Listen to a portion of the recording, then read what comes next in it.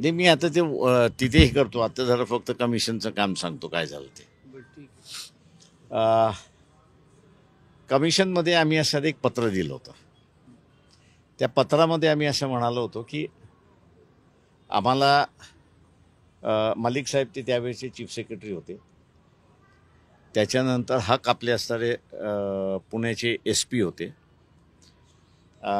त्याच्यानंतर देवेंद्र फडणवीस हे असणारे मुख्यमंत्री होते. तेव्हा या तिघांनाही दंगलीची बातमी किती वाजता कळाली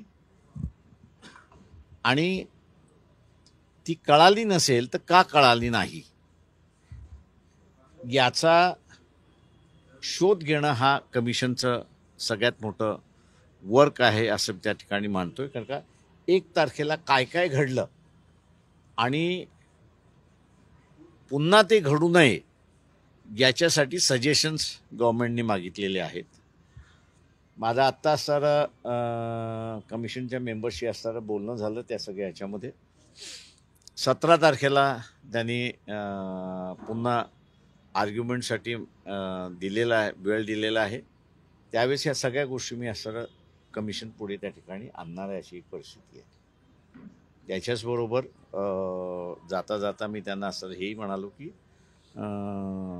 शरद पवार जे आहेत त्यांचं ॲफिडेविट इथे सादर केल्यानंतर त्यांनी असं एक प्रेस कॉन्फरन्स घेतली होती आणि गव्हर्नमेंटचा स्टँड कसा चुकीचा आहे आणि त्या संदर्भातली त्यांच्याकडे असणारे काही महत्त्वाचे कागदपत्र आहेत.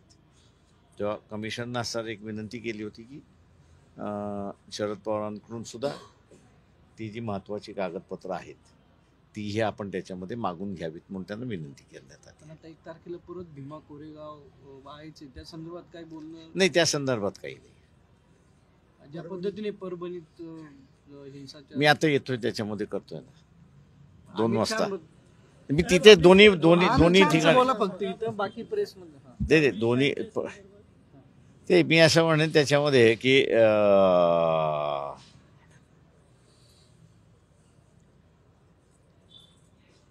भारतीय जनता पक्ष आत्ता जन्माला आले त्याच्या अगोदरचं जनसंघ होतं आणि त्याच्या अगोदरचा असणारा RSS होता. 57, 58, 49, 50 हे जे घटनेचा जो कालखंड आहे या घटनेच्या कालखंडामध्ये सर्वात मोठा विरोध जर कोणी केला असेल बाबासाहेबांना त्यावेळेस त्या कालावधीमध्ये असणारं या संघटनांनी केला अशी असणारी परिस्थिती आहे. त्याच्यामुळे अमित शहाचं हाऊसमधलं असणारं जे काही वक्तव्य आहे की आंबेडकर करण्यापेक्षा देव असणारं जर नावं घेतलं असती तर ती जी जुनी मेंटॅलिटी आहे ती जुनी मेंटॅलिटी पुन्हा बाहेर पडलेली आहे.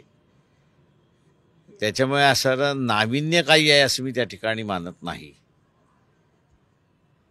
तर त्यांना जे काही त्यांचे त्यावेळेसचे प्लॅन्स होते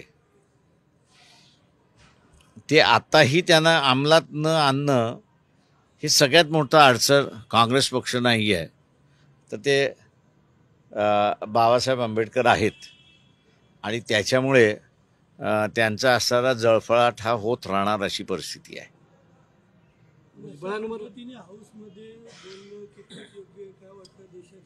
नाही मी म्हणून म्हणालो ना की तो जो जळफळाट आहे तो जळफळाट बाहेर पडला असं एवढंच म्हणेन मी त्या ठिकाणी.